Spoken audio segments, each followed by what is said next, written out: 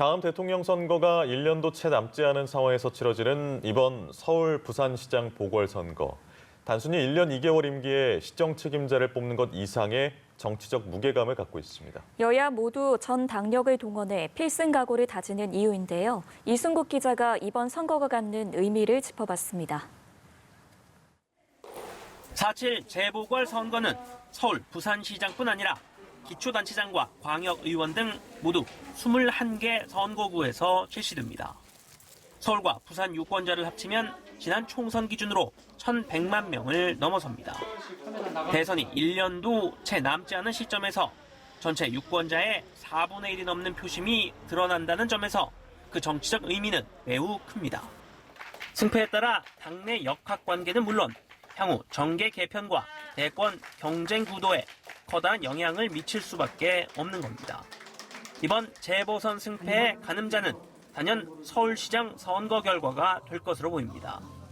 더불어민주당이 서울에서 승리할 경우 정권 재창출에 청신호가 켜지겠지만 패배 시에는 여권의 대권 가도에 치명적 타격이 가해지고 정권의 레임덕이 초래될 가능성이 있습니다.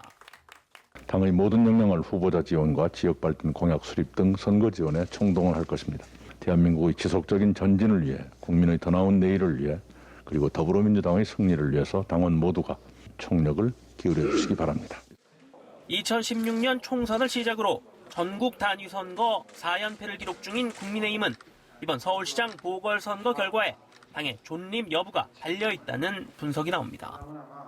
당내 지지율이 높은 대권 주자가 없는 상황에서 여당에 서울시장을 내준다면 차기 대선을 앞두고 최악의 경우 탈당 러시가 일어날 가능성마저 있다는 겁니다. 국민의힘은 반드시 서울시장 보궐선거에서 이길 거라고 제가 확신하고 반드시 이겨야만이 우리나라의 미래를 위한 정치의 판세가 변할 수 있다고 생각합니다. 여야의 총력전 속 서울 시민들의 선택이 어느 쪽을 향할지 주목됩니다. 민주당 김영춘 후보와 국민의힘 박형준 후보 간 대결 구도가 확정된 부산시장 보궐선거는 내년 대선의 핵심 요충지가 돼 PK 민심의 향배를 가늠해 본다는 점에서 정치적 의미가 크다는 평가입니다. 연합뉴스TV 이승국입니다.